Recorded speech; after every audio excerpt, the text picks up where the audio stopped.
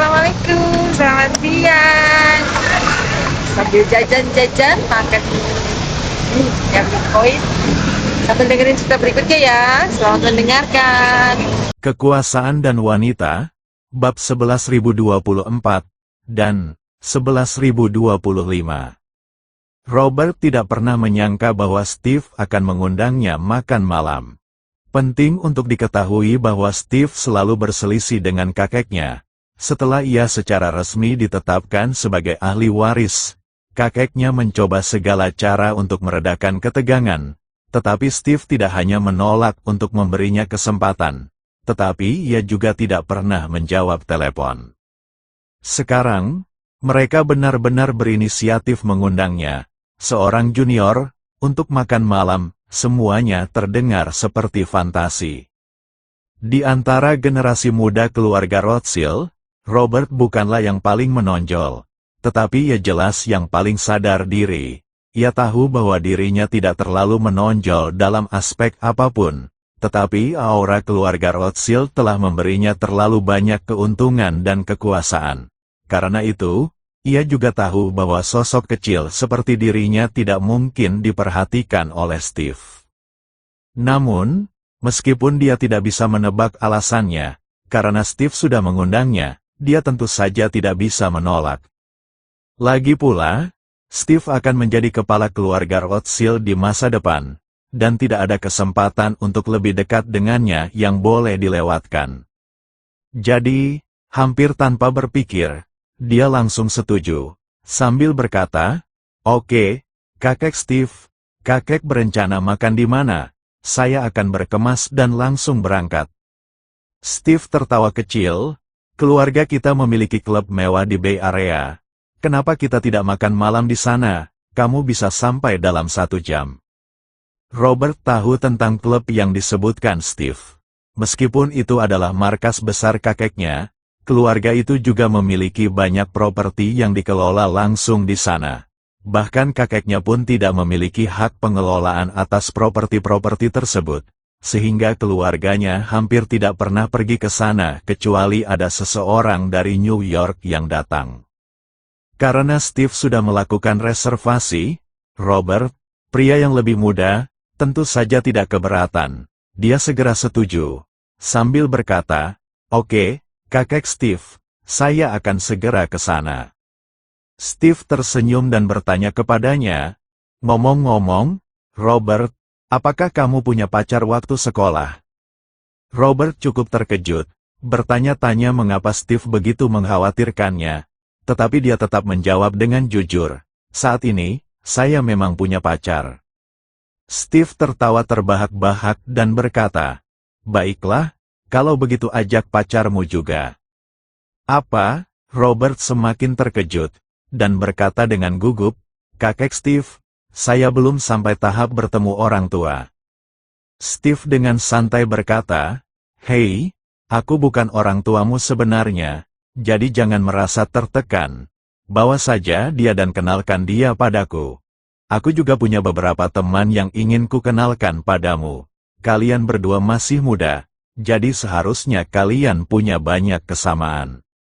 Robert benar-benar bingung. Dia tidak mengerti sepatah kata pun yang dikatakan Steve. Dia pikir sudah keterlaluan Steve mengundangnya makan malam. Tetapi sekarang Steve ingin dia membawa pacarnya dan mengenalkannya pada anak muda lainnya. Apakah orang tua ini punya begitu banyak waktu luang akhir-akhir ini? Namun karena keadaan sudah sampai pada titik ini, dia tidak berani menolak. Jadi dia hanya bisa pasrah dan berkata, "Baiklah, kakek Steve." Steve tertawa dan berkata, "Kalau begitu, kamu harus bersiap-siap untuk pergi sekarang." "Baiklah." Robert menutup telepon, gelombang keraguan menyelimutinya. Dia tidak berani menunda dan segera menelepon ayahnya. Bagaimanapun, Steve adalah orang kedua dalam keluarga. Apapun niat Steve, Robert harus memberitahu keluarganya terlebih dahulu. Ayahnya juga sangat terkejut ketika menerima telepon itu. Steve dan kakek Robert sudah pernah berselisih selama perebutan tahta. Sayangnya, kakek Robert akhirnya kalah. Jadi meskipun ia bermimpi memperbaiki hubungannya dengan Steve, Steve tidak pernah memberi mereka kesempatan. Ia tidak pernah menyangka bahwa Steve akan berinisiatif mengundang cucu-cucunya makan malam kali ini. Ini memang agak membingungkan, tetapi juga merupakan kegembiraan yang tak terduga bagi keluarga. Bagaimanapun, dari permusuhan total di awal, hingga Steve sekarang dapat menunjukkan keramahan kepada anak-anaknya sendiri, ini sendiri merupakan sebuah kemajuan.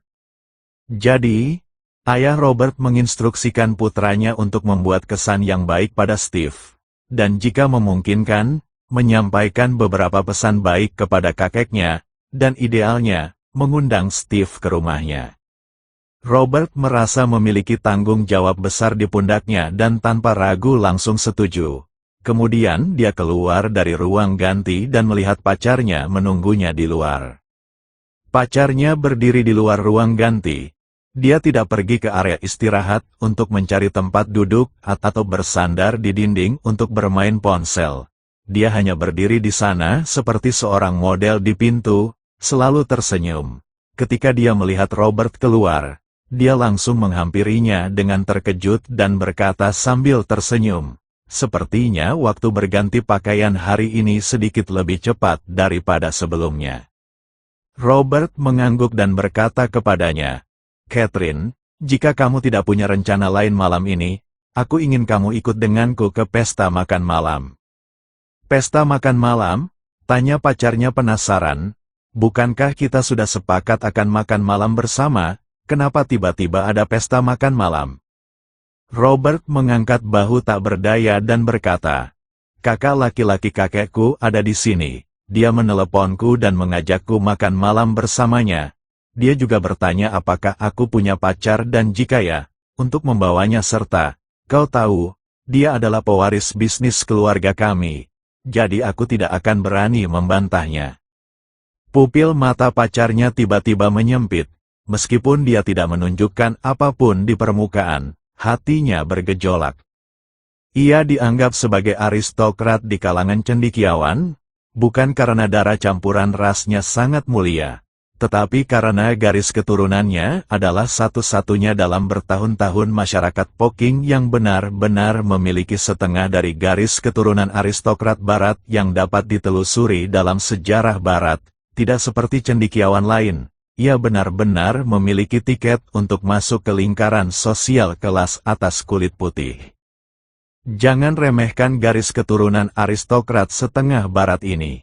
Bagi ras non-kulit putih, tidak mudah untuk berintegrasi ke dalam garis keturunan ini. Meskipun masyarakat barat secara nominal sangat terbuka, kaum bangsawan dan aristokrat lama sangat tradisional. Banyak dari mereka dapat mentolerir pernikahan sedarah tetapi tidak dapat menerima pernikahan antar ras. Garis keturunannya, dimulai dari generasi nenek dari pihak ibunya, telah bekerja keras untuk berintegrasi ke dalam lingkaran aristokrat barat. Nenek dari pihak ibunya berhasil menikahi seorang bangsawan yang kurang beruntung yang melarikan diri dari Eropa ke Amerika. Ibunya melangkah lebih jauh, menikahi seorang bangsawan kaya raya yang terkenal di Amerika, tetapi masih jauh dari keluarga-keluarga teratas seperti Rothschild. Sejak usia muda, ia diharapkan menikah dengan salah satu keluarga paling bergengsi di Barat dan menjalani pendidikan intensif. Ketika berusia 16 tahun, keluarganya dengan cermat mengevaluasinya dan menetapkan Robert Rothschild sebagai targetnya. Itulah mengapa ia melamar ke Universitas Stanford dengan resume yang hampir sempurna, dan kemudian mulai menampilkan diri sebaik mungkin kepada Robert, dan berhasil memenangkan hatinya. Pada hari ia dan Robert mengkonfirmasi hubungan mereka, keluarganya melaporkan berita tersebut ke kantor gubernur tentara kiri. Kantor gubernur tentara kiri segera melaporkan kabar baik itu kepada Wu Feiyan. Wu Feiyan bahkan secara pribadi memberi hadiah kepadanya dan keluarganya, dan bahkan berjanji bahwa begitu ia berhasil menikah dengan keluarga Rothschild, ia dan keluarganya akan memiliki kebebasan maksimal. Seluruh keluarga sangat gembira dan penuh harapan. Namun ia tahu betul bahwa apakah ia bisa menikah dengan keluarga Rothschild bergantung pada orang tua dan kakek nenek Robert, bukan Robert sendiri. Jadi ia selalu berharap Robert akan membawanya bertemu keluarganya. Tetapi ia tidak pernah menyangka hari itu akan datang secepat ini. Dan ia tidak pernah menyangka bahwa orang yang akan ia temui kali ini bukanlah orang tua Robert, melainkan orang terpenting kedua dalam keluarga Rothschild.